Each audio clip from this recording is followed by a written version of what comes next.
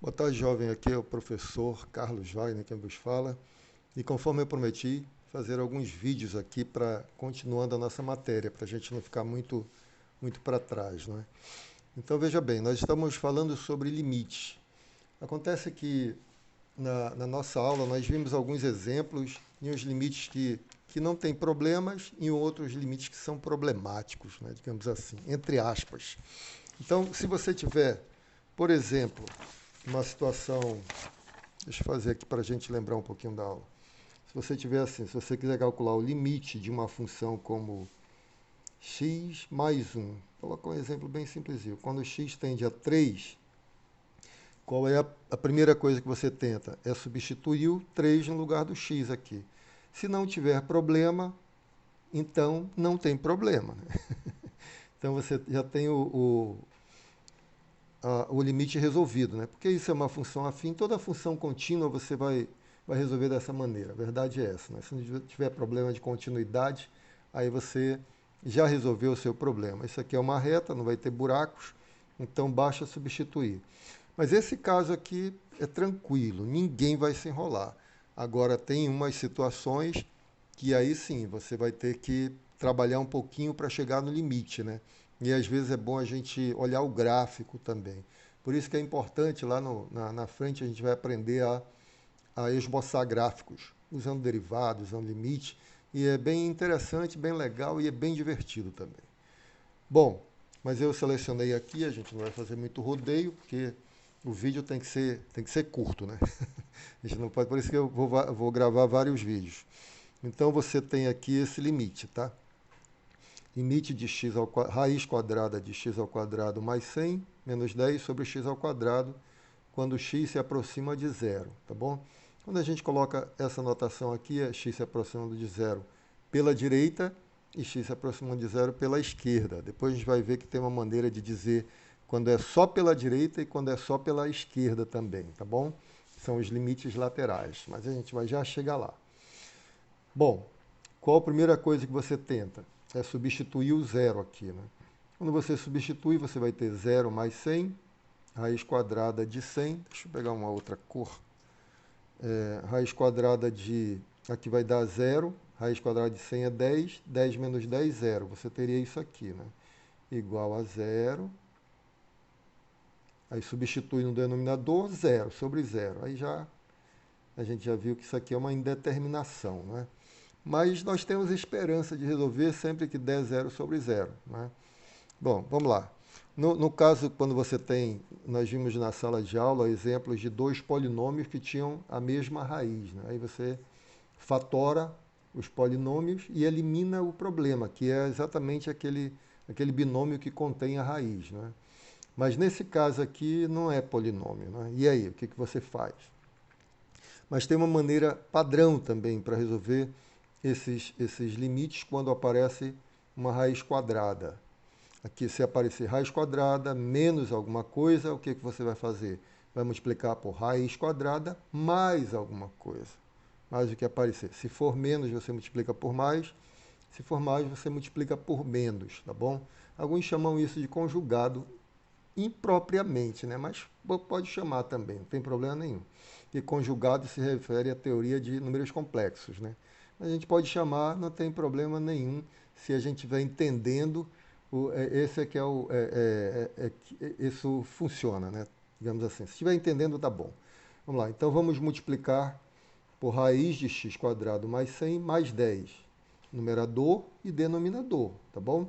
Então você vai ter o seguinte, multiplicando numerador e denominador por esse fator que eu falei agora, estou repetindo, tá bom? Limite, bababá, bababá, menos 10 sobre x ao quadrado. Agora eu vou multiplicar por 1, né? Só que 1 na forma de raiz quadrada de x ao quadrado mais 100 mais 10. Quando eu digo que eu estou multiplicando por 1, eu vou multiplicar e dividir pelo mesmo número, né? Mais 10. Então isso aqui é o 1 disfarçado, tá certo? Uma coisa dividida por ela mesma é 1. E multiplicar por 1 não altera nada. Então não alterou nada aqui. Mas o que, que a gente ganha com isso, né? O que nós vamos ganhar é que quando eu multiplicar aqui, ó, eu vou ter produto da soma pela diferença. Ou diferença pela soma, tanto faz, né? A ordem não altera. O produto da soma pela diferença vai ser igual a raiz ao quadrado do primeiro menos o quadrado do segundo. Quando eu elevar a raiz quadrada ao quadrado, a raiz desaparece. Esse é o ganho, esse é o nosso lucro, tá bom? E aí você vai ter o seu problema resolvido, quer ver? Você vai ter limite quando x tende a zero, tá bom? Aí você, produto da soma pela diferença, vamos lá. Produto da soma pela diferença é um produto notável, vai dar quadrado do primeiro, só que o primeiro aqui é essa raiz, né? Raiz de x ao quadrado mais 100, então vai dar quadrado do primeiro menos quadrado do segundo. O segundo quem é? 10. Então, quadrado do segundo, tá bom? E aqui no denominador, nada a fazer, você simplesmente repete. X ao quadrado multiplicado por raiz de x ao quadrado mais 100 mais 10. Mais 10, tá bom? Muito bem. O que vai acontecer? No numerador, vamos fazer a continha agora, né? No numerador, você vai ter, cancela o expoente 2 com o índice da raiz, né? Raiz quadrada ao quadrado, vai sobrar só o radicando, né? X quadrado mais 100. Eu vou fazer assim só para você lembrar, né? É uma forma de você lembrar que raiz quadrada ao quadrado desaparece a raiz, né? Fica x quadrado mais 100. Menos 10 ao quadrado, tá certo? 10 ao quadrado, 10 vezes 10 é 100. E no denominador? Nada a fazer. X ao quadrado, que multiplica raiz quadrada de x ao quadrado mais 100. E aí, que mais? Mais 10, né? Mais 10.